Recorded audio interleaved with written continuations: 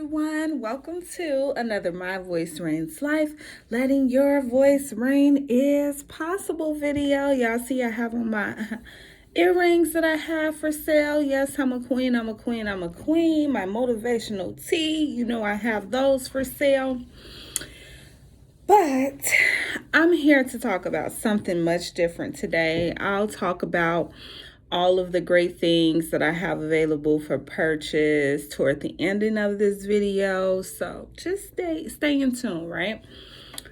I wanted to come to you all today to talk why positivity for me. You know, I'm Alencia Fox. You know, my voice reigns life. Let your voice reign. Letting your voice reign is possible. But the question is, do you know the why? What is the why for me? Why is it so imperative that I represent positivity, promote positivity on the daily basis? Well, to know the why, you would also have to know a little bit about my past and my background. So I wanted to, come to you today and deliver that to you, deliver my why. So growing up, when I was a kid, I didn't originally live with my biological parents. Still to this day, I do not know my biological birth father. However, I was not living with my biological mom due to, by her story and her own personal testament, because she was also a speaker as well. She was on the streets for many years when my siblings and I were children. She was on drugs, and that is what separated us from one another. So I grew up living with my auntie, whom, oh my God, to this day, she's still one of my favorite people, okay, in this world. I lived with my auntie, had a wonderful childhood living with my auntie. It was always, just a great environment to be in. I know a lot of people grow up and go through different things, and they may get switched from house to house or just experience things that, they didn't want to experience. But as far as for my story, living with my auntie, it was different. Although I didn't live with my mom and didn't know my biological mother at the time when I was initially living with my aunt, I had a good childhood. But around the time I was about 4 or 5, my mom began to really, really check in, to the point where I would have phone conversations with my mom. So I got to know her that way. My auntie never let it go on where we couldn't have a relationship with my mom. She always made sure my mom had access to us. She wasn't one of those people like, look, I got your kids, I'm trying to take your kids and I'm trying to keep kids from. No, she was not that type of individual. So she not only provided us, my siblings and I, a few of my siblings and I, because we were kind of separated in different homes, some of us, but my siblings and I that were with her, she made sure we knew who our mom was. And she made sure she can do the best by us as she can through holidays and everything. So it was great. As I began to get older, my auntie made sure she took us to see my mom, because at one point she had gotten off the streets and she became a part of this gateway program where, you work on your life, you work on developing accountability for why you were where you were in your life, in that present moment in your life. So she did that. She went through the proper steps to do that. And around the time I was 8 years old, it was like, okay, my mom wanted her children now. She had She had a fiance at the time, which was my youngest sister's father, which is my stepfather, which nobody can tell me that's not my father. My father is he was absolutely amazing. God rest his soul.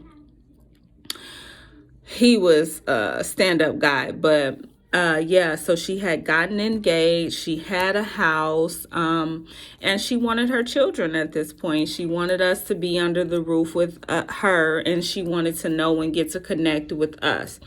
So when that took place, initially I wasn't for it. I didn't speak that vocally because when I was a child, I was very humble and very meek. So I didn't, speak that I didn't want to go. I was very scared and afraid, just to be outside of what I had grown to know for so long, and living and loving that lifestyle that I was living at the time. So when we did move in with my parents, there were totally a difference in the way I was raised. It was definitely a much more stricter, sterner environment. Now, don't get me wrong, my auntie didn't play. TT will tear you up if she had to, but she didn't make it a custom to just whoop you just because, so you had to really do something wrong and for her to catch you in and for her to just get on you. So, but this type of environment, it was much different because it was like any little thing you do that may be wrong, you're gonna get it, so that was the difference, and I truly dislike that. Of course, nobody wants to get their ass whooped every day, but that's what's the case. My parents were very stern, and they knew what they expected out of us, and they made that clear from us from the jump, from the time that we moved in with them. So that was pretty cool.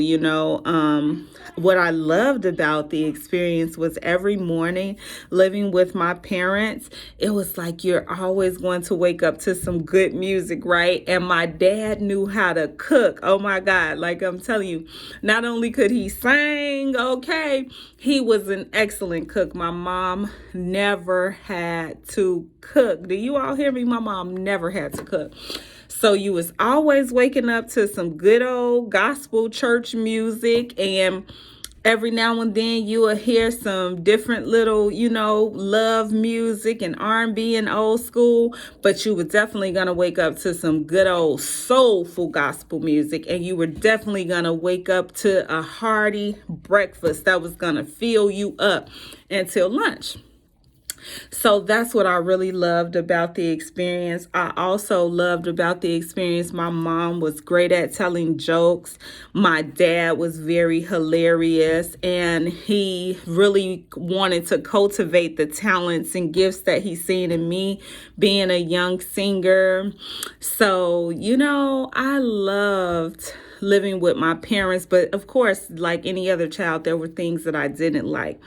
When things began to switch was when we start to go to church. When we went to church, it was a great experience. When I was a child, I loved church. It was like cool, it can get boring sometimes as a child when you don't understand the word that's being delivered.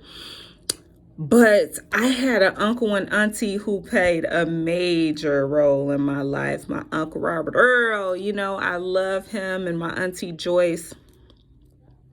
When they would come visit us, because we would go visit them for holidays as well, when they would come visit us as well when we were children and as we grew up, became older, because my father and his brother, that's where my uncle, the Fox side of me, come from.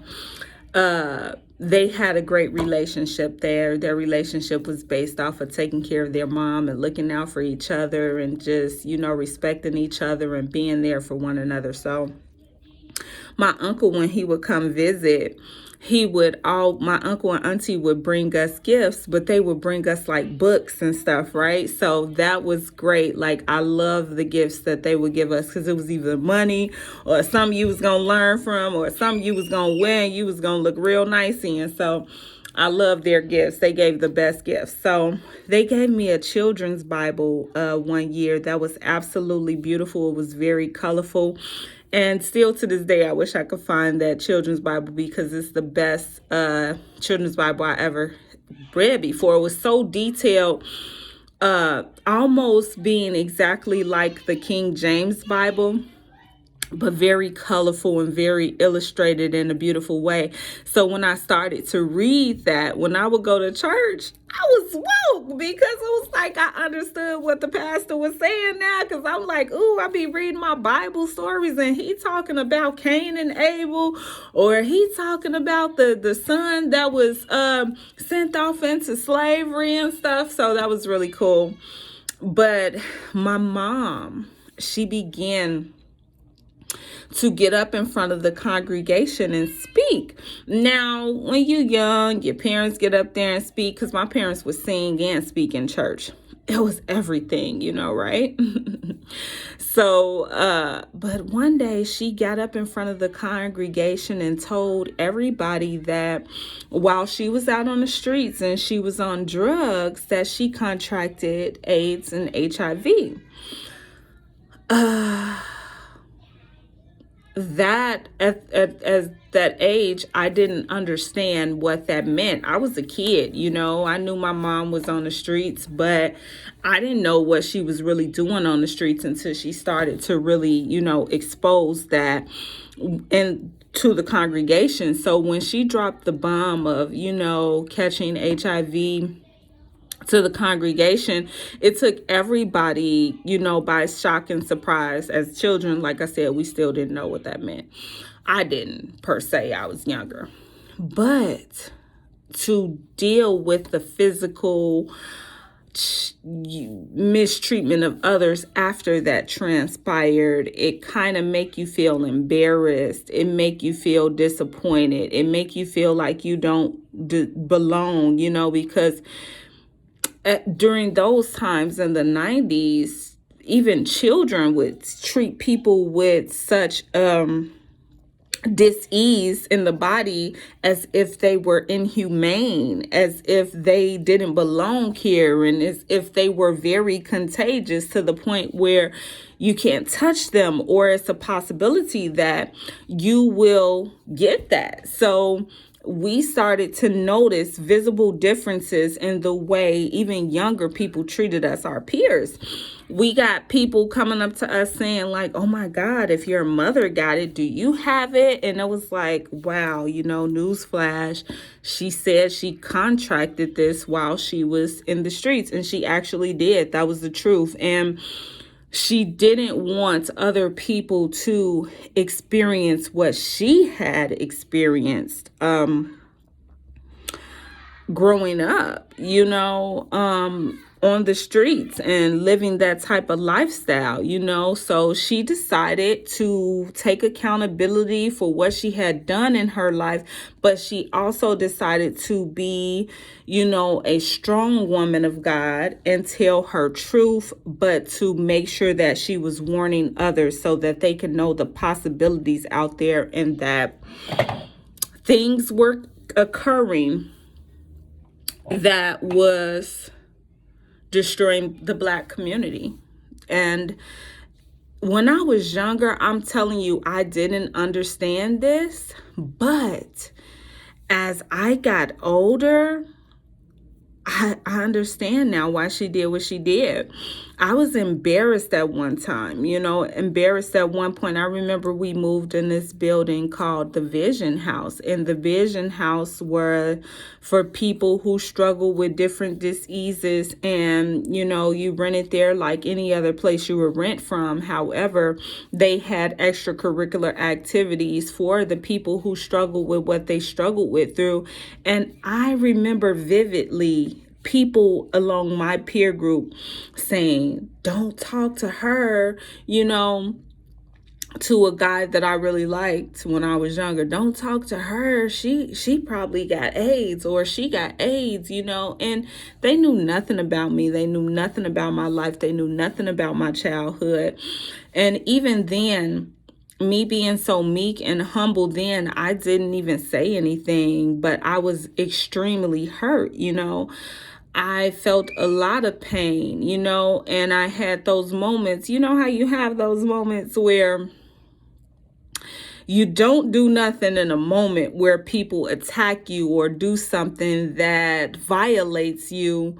You don't do nothing in that moment, but you go back home and you be wishing like, oh, I wish I would have said this. I wish I would have did that. And that's the type of person I was as a kid. Like, people would bully me, and I wouldn't always do something in a moment, but I would wish I did.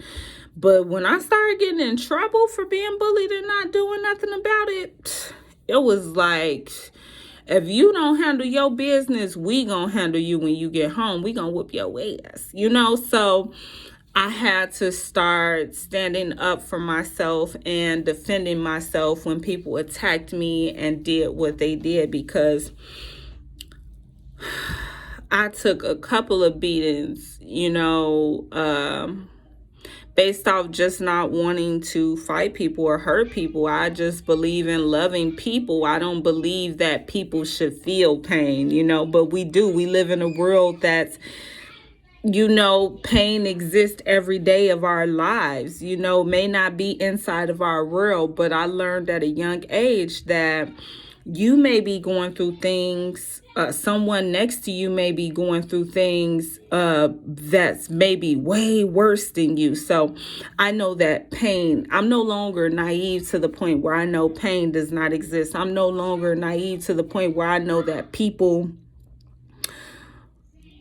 can be cruel. People can be mean. People can just do things basically out of their hurt people. I'm grateful that it was never put in my heart to just go out there hurting people just because people hurt me and they said things to me that was negative and everything like that.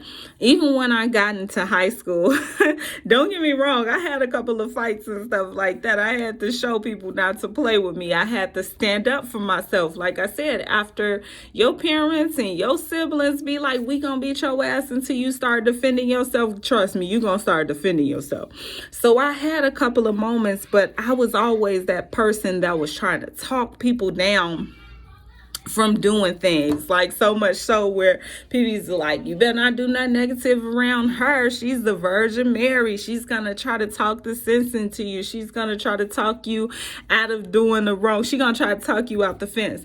That was me, because I believe that we all could live and exist amongst each other without it popping off. You know how Martin say, can't we all just get along? I feel like we all should be able to get along. I feel like we all should be able to find a common ground. I feel like that's possible because it is. Why do you think people be like good vibes only? And I want to hang out with people who got the good vibes, because it's possible to live and thrive in excellent communication.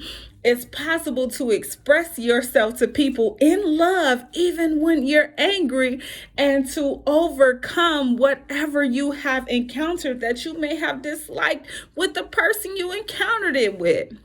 But in the 90s, most of us grew up in dysfunctional homes. So there was so much dysfunction going on. So I understood why kids came to school mad. I understood why they wanted to bully you. I understood why they wanted to tear you down, because it's no telling what they were experiencing in their home. It's no telling what they were seeing in their home. But it's hard to deal with it, right? Because as we get older, we begin to carry those traumas with us in some cases, and we don't know it until we're triggered. So even with me believing in positivity and living a positivity lifestyle, I'm that person. If you knock and you buck at me, it's no telling, But I have overcome and outgrew those things, because I know that 9 times out of 10, when people lash out at you or react at you in that type of way, they want to see what's your nature. What are you going to do? And you're going to be tested until you proving to be what you say you are and what you represent. So that's just a tad bit about me, but that's why I believe in positivity, because that's always been my heart. We can love each other. We can get along. We can give to one another. We can just be, and even when other people try to take that away from you, right? You can still be you. You don't have to be like other people because they're that way. I remember I used to get mad when I would be a certain way to people and they wouldn't be that exact same way to me back. But what if people were exactly the same way to you? It wouldn't always equal out, right? The situation wouldn't always mesh well, because we're all different. We were all created to be different, and each difference in us determines what journey we are on, so that we can get to the change, the growth, and the evolution that we need to, so that God is ensuring that we're walking through the purpose that He has solely placed and equipped within us. So that's what I have learned along this journey. And now that I'm even, more mature in age, I'm in my 30s, it's even bringing me more lessons about people and life, because now what? I'm a wife, I'm a mom, I'm a teacher, I'm a career-oriented entrepreneur, so there's so many other things that I had to learn, but this life is about learning. But that's why I live and I represent positivity. That's why my voice reigns life is what it is, because it is always my goal to educate, motivate, uplift, and encourage myself, you, and anybody else I come in contact. It's imperative to me, because out of all the different struggles I faced, even as a young girl, and y'all wouldn't believe some of the struggles I faced as a young girl, just growing up trying to figure out the world, growing up trying to learn what loving you actually is, growing up wanting to be accepted, growing up wanting to look for love in all the wrong places, not knowing that's what you're doing. Y'all wouldn't believe some of the things that I have been through, but me getting through those things and God bringing people into my life to guide me through all areas, from my youth all the way up into adulthood. This is why I'm so blessed. This is why I want to continue to pour into me, my children, my husband, people outside of my household, and into the communities all around the world, because we are so deserving of it. We're deserving of people who can deal with us in patience, right? We're deserving of people who could deal with us in love and teach us in love. I didn't always have that growing up. I grew up in a time where teachers would tell you were stupid because you didn't know something, or teachers would tell you, I got mine, you need to get yours. That's the era I grew up in, and I know that's still going on to this day. We deserve someone that's willing to give from a beautiful heart. And that's what my goals are with My Voice Reigns Life. My Voice Reigns Life means that your story matters, my story matters, but it's up to us to put a face and a voice to that story, because the story that is behind us, the story that comes with us, is what will allow us to touch and impact other people's lives, right? And what and is what will give other people the opportunity to find the courage and bravery to let their voice reign, right? To let their stories be heard so that people know that yes, I'm on the journey of life. I'm experiencing things. I've experienced things that tried to take me down, but along me experiencing those things, I know that there's someone else who's already been through what I've been through. They've already did the things. They've already been ensnared and entrapped in the pitfalls that I almost encountered, and they're showing me that it doesn't have to be me. That's why My Voice Reigns life is so important to me. That's why I live this. That's why I breathe this. That's why every time you see me with My Voice Reigns life, letting your voice reign as possible, or let your voice reign, because it is imperative that I encourage people and let them know that this is for them. This is not for just one age group. This is for people of all different age groups and from all different walks of life. It's for you. So I thank you all for whoever has tuned into this video. To see more of the new content that I will be delivering and putting out there, like, share, subscribe, comment. Your feedback is imperative to what I do. I love your feedback because I want to know more of what you want, because we live in a time now where positivity is not always accepted. Positivity is not deemed a cool thing, but everybody so desperately needs it, right? Everybody so desperately wants it because people are tired of dysfunction. People are tired of mean spirits. People are tired of the chaos and confusion. People want a clear, concise, beautiful lifestyle because people know that they are deserving of it now. So you can always subscribe to my YouTube page at My Voice Reigns Life Speaker. You can always follow me at My Voice Reigns Life Speaker on Facebook. I'm at My Voice Reigns Life Speaker on TikTok because I do like to, I grew up with so many different opportunities in dance and singing and recording and all of these different things that I felt like TikTok would be the perfect platform for me to showcase to you that I am a person just like you. I like to smile. I like to laugh. I like to have fun. I like to dance. I like to sing. I like to just enjoy the beauties of life as well. So if you want to see that different side of me, subscribe to my TikTok. I also have my Instagram where I do the very same thing. So subscribe to my YouTube, my Facebook, my Instagram, my TikTok, because this is where you will be able to continuously keep up with my content. As far as my motivational videos, by them being much longer now, I put them on YouTube, even my 2-minute, 3-minute motivational videos. So you need to subscribe so you don't never have to worry about missing a video. And I'm also delivering more family content. I have some things in the working and the making. So just tune in.